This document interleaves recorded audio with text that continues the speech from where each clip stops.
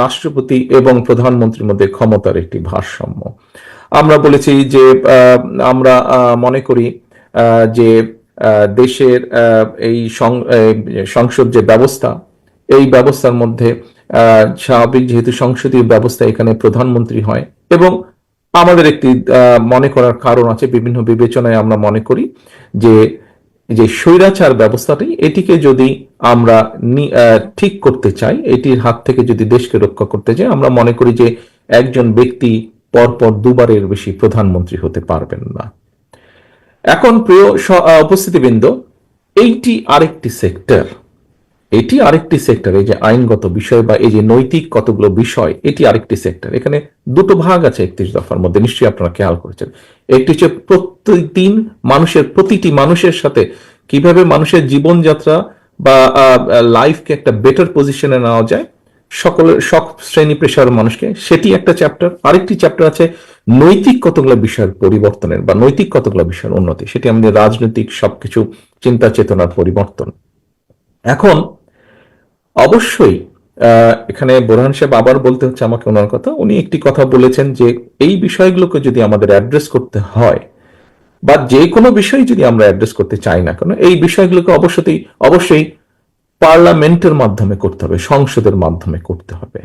সংসদবিহীন একটি সরকার যত যাই করুক, সেই বিষয়গুলো আমার ঠিক বোধগম্য নয়। একজন পলিটিক্যাল অ্যাক্টিভিস্ট হিসেবে, একজন রাজনৈতিক ব্যক্তি, রাজনৈতিক কর্মী হিসেবে আমার বোধগম্য নয় যে কিভাবে ইমপ্লিমেন্ট করা সম্ভব একটি পার্লামেন্ট ছাড়া। কারণ যারা সংস্কারের কথা বলছেন, আমার ধারণা নিশ্চয়ই ওনারাও এতটুকু বুঝতে সক্ষম যে যাই করি না কেন, কারণ অতীতে দেখা গিয়েছে যে অনেকে এরকম অনেক সংস্কারের কথা বলেছে, কিন্তু যখন পার্লামেন্ট বসেছে, আমরা 111-এর সময় দেখেছি তারাও অনেক বড় বড় সুন্দর সুন্দর কথা বলেছিল, অনেকগুলো সংস্কার প্রস্তাব কি কি সব করেছিল, কিন্তু পরবর্তীতে যখন পার্লামেন্ট বসেছে, স্বৈরাচার যখন ক্ষমতা গ্রহণ করেছে, খুব ক্লিয়ারলি বলা যায়, কম বেশি এটি বলার জন্য রকেট সায়েন্সের প্রয়োজন হয়। 2008 সালের নির্বাচনে সেখানে ঘাপলা ছিল, সেটি যে স্বৈরাচার যে ক্ষমতায় ছিল তার বিভিন্ন কথাবার্তা থেকে বেরিয়ে এসেছে, এগুলি ঐতিহাসিকভাবে প্রমাণিত। এছাড়াও ইলেকশন রেজাল্ট অ্যানালাইসিস করলেও আমরা দেখেছি 2008 সালে, তারপরেও গণতন্ত্রের স্বার্থে আমরা সেটিকে একসেপ্ট করে নিয়েছিলাম সেই সময়। তো আমরা যদি দেখি, তাহলে আমরা দেখেছি যে তখনও সেই সব সংস্কার প্রস্তাবকে তখন অন্যভাবে চেঞ্জ করে ফেলা হয়েছিল, করা হয়নি। কারণ সেটি প্রকৃত জনগণের ভোটে নির্বাচিত সংসদ ছিল না। জনগণের ভোটে 2008 সালে প্রকৃত জনগণের ভোটে ছিল না। এবং এইবার আর সেইবারের তফাৎটা এটাই হচ্ছে যে এইবার সংস্কারের প্রস্তাব সবচাইতে প্রথম বাংলাদেশ জাতীয়তাবাদী দল দেশের সামনে এবং দেশের মানুষের সামনে উপস্থাপন করেছে। আর কেউ করার আগে, সবচাইতে আগে আমরা করেছি, বাংলাদেশ জাতীয়তাবাদী দল। যেহেতু আমরা বাংলাদেশ জাতীয়তাবাদী দল এই সংস্কার প্রস্তাব সবচাইতে আগে উপস্থাপন করেছি, কমিটমেন্ট করেছি আমরা বাংলাদেশের মানুষের কাছে, সেজন্যই এটিকে পর্যায়ক্রমিকভাবে, ধারাবাহিকভাবে এটিকে সাকসেসফুল করা অথবা এটি প্রতিশ্রুতি পূরণ করা, এটি আমাদের একটি পবিত্র দায়িত্ব।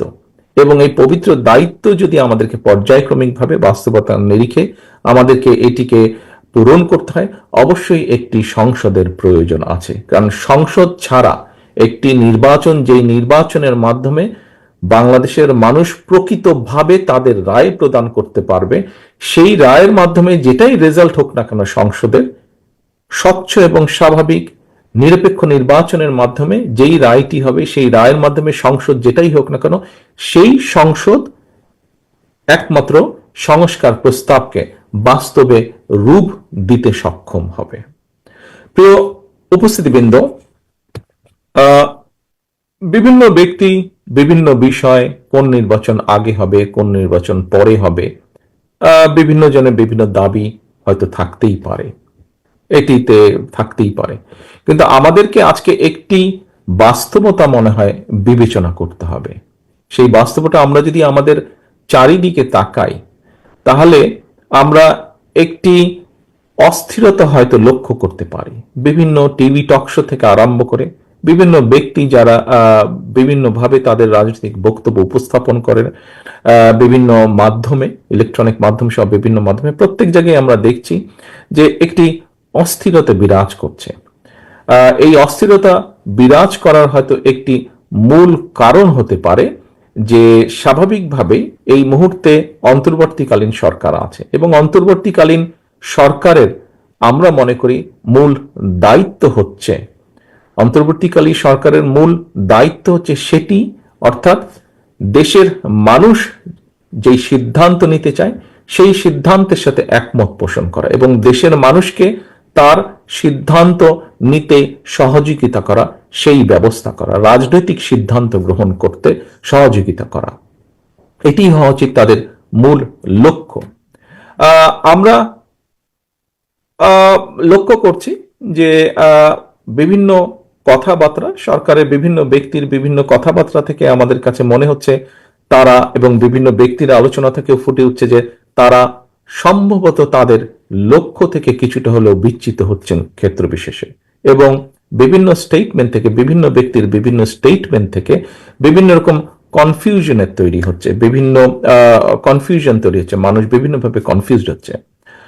প্রিয় উপস্থিতিবৃন্দ, খুব স্বাভাবিকভাবে রাজনীতিতে যখন কনফিউশন থাকবে, অস্থিরতা তখন দেখা দিবে আমাদের, এবং এই অস্থিরতার কারণে প্রত্যেকটি দেশের প্রত্যেকটি মানুষ সমস্যার সম্মুখীন হবে। কারণ যখনই রাজনৈতিক অস্থিরতা থাকবে, রাজনৈতিক স্টেবিলিটি যদি আমরা এনশিওর করতে না পারি, তাহলে আমরা যে যত সংস্কারই ঘোষণা করি না কেন, যে যত নীতি গ্রহণ করি না কেন, কোনোটি সাকসেসফুল হবে না। রাজনীতি অস্থির হলে এটি এফেক্ট করবে অর্থনীতিতে, এবং অর্থনীতি এফেক্ট করবে সবকিছুকে, অর্থনীতি এফেক্ট করবে সবকিছুকে। সেই জন্যই অর্থনীতি এফেক্ট করবে, এমনকি আপনারা যারা আইন পেশার সাথে সম্পৃক্ত আছেন, আপনার পেশাকে এফেক্ট করবে খুব স্বাভাবিকভাবে। একজন ক্ষুদ্র মুদি দোকানদার বলি, একজন রিক্সা চালক বলি, একজন সিএনজি চালক বলি, একজন মাঝারি ব্যবসায়ী বলি, যে কারো কথাই বলি না কেন, প্রত্যেকটি ক্ষেত্রে কিন্তু এফেক্ট করবে এবং প্রতিটি মানুষ ক্ষতিগ্রস্ত হবে। সেই জন্য আমাদের মূল লক্ষ্য হওয়া উচিত, অন্তর্বর্তীকালীন সরকার সহ প্রতিটি মানুষের আমাদের মূল লক্ষ্য হওয়া উচিত অবশ্যই দেশকে আগামী দিনে একটি যত দ্রুত সম্ভব একটি স্টেবল স্থিতি অবস্থার কাছে নিয়ে আসা। আমরা যখন একটি স্থিতি অবস্থার মধ্যে নিয়ে আসব, সারা পৃথিবীতে যেটি গ্রহণযোগ্য বিষয় যে রাজনৈতিক অস্থিরতা বলুন বা রাজনৈতিক আলোচনা বলুন, রাজনৈতিক তর্ক বিতর্ক বলুন, সেটিকে সংসদের মধ্যে নিয়ে আসা। সংসদই হচ্ছে সবচেয়ে বড় জায়গা, সবচেয়ে মূল জায়গা, যেখানে রাজনৈতিক বিষয়ে আলোচনা, সিদ্ধান্ত যাই হোক না কেন সেটি সংসদের মধ্যে হয়ে থাকে। আমরা যদি সংসদকে কার্যকর করতে যত দেরি করব, এই অস্থিরতা, এই তর্ক বিতর্ক সবকিছু তখন সংসদের বাইরে চারিদিকে ছড়াতে থাকবে, এবং সংসদের বাইরে যত বেশি এটি ছড়াবে, তত সব জায়গায় বিভিন্নভাবে অর্থনীতি থেকে শুরু করে সামাজিক অবস্থান থেকে শুরু করে সকল জায়গায় একটি অস্থিরতা দেখা দিবে, যা সামগ্রিকভাবে দেশকে ক্ষতিগ্রস্ত করবে। কাজেই প্রিয় উপস্থিতিবৃন্দ, আপনারা এখানে আছেন, আপনাদের নামের সাথে একটি লার্নের শব্দ সবসময় ব্যবহার করা হয়, এবং এই কথাটি কম বেশি আমরা সবাই বিশ্বাস করি, এটির যথার্থতা আছে। সেজন্যই আজকে এখানে যেই উপস্থিতিবৃন্দ আপনারা উপস্থিত আছেন, আপনারা আমি মনে করি সমাজের একটা দর্পণ হিসাবে আপনাদেরকে আমরা বিবেচনা করতে চাই, এবং সেই জন্যই আপনাদের এখানে বিশাল একটি ভূমিকা আছে।